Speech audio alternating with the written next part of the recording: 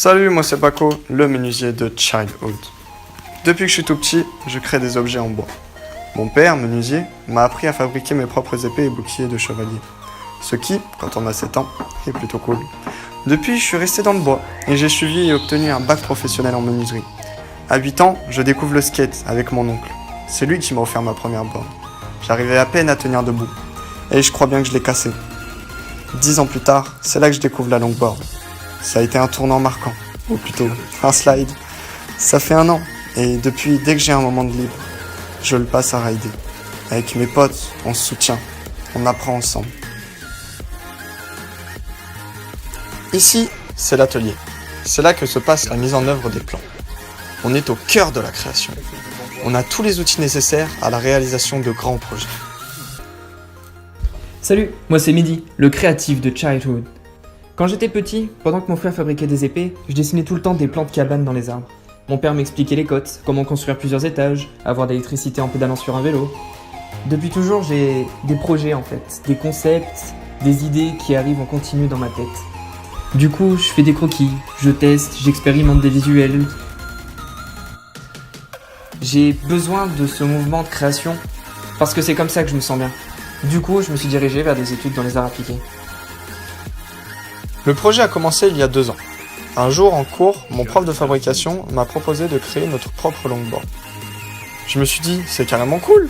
Ça a été un déclic, c'est ça que je veux faire. Je suis assez attentif à tout ce qui sort et je commençais à avoir pas mal de vidéos de longboard. Je voyais que l'activité prenait de plus en plus d'ampleur et je me suis dit qu'il y avait une occasion à saisir. Ce qui se passe, c'est que quand Mehdi rentre de cours, je lui explique le projet de mon prof. Et je lui dis que j'ai plein d'idées et que j'aimerais bien en fabriquer dans l'atelier. Moi j'étais super emballé par l'univers. Du coup j'ai commencé à faire des visuels, à créer l'image de la marque, l'esprit qu'il y avait autour. C'est là que j'ai commencé à dessiner des prototypes et en même temps à m'entraîner à la pratique. Au final, on avait des recherches très denses, mais il y avait un blocage. On avait une équipe pour nous aider. L'atelier, les connaissances de mon père, mais on ne savait pas par où commencer. Comment construire notre projet? Comment apporter quelque chose de nouveau aux utilisateurs?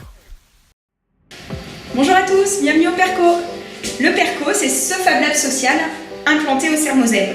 Le Sermozem, c'est l'antenne rurale de l'université Grenoble-Alpes qui est installée en Ardèche, pour être au plus près du territoire et des acteurs.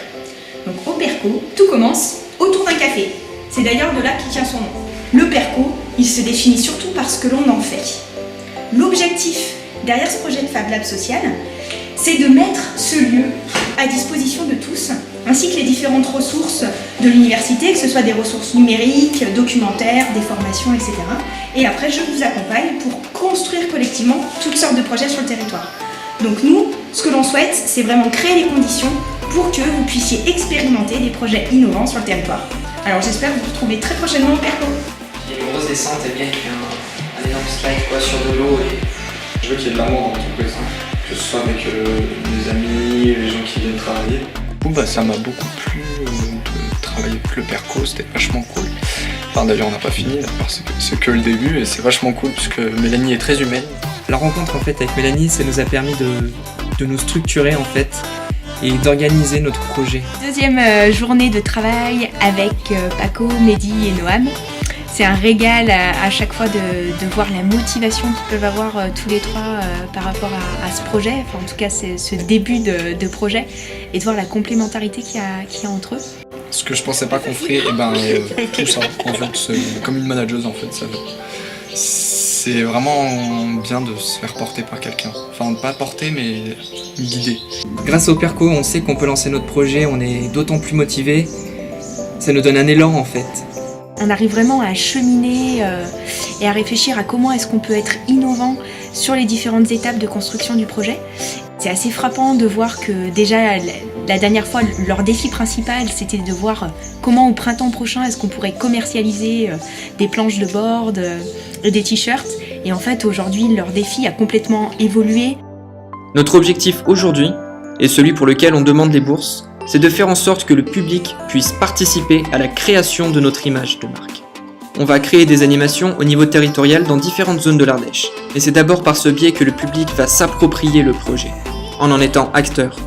Je trouve ça fabuleux de voir cette progression, ce cheminement qu'on peut avoir tous les quatre. Donc voilà, j'ai hâte de voir la suite de l'aventure avec eux.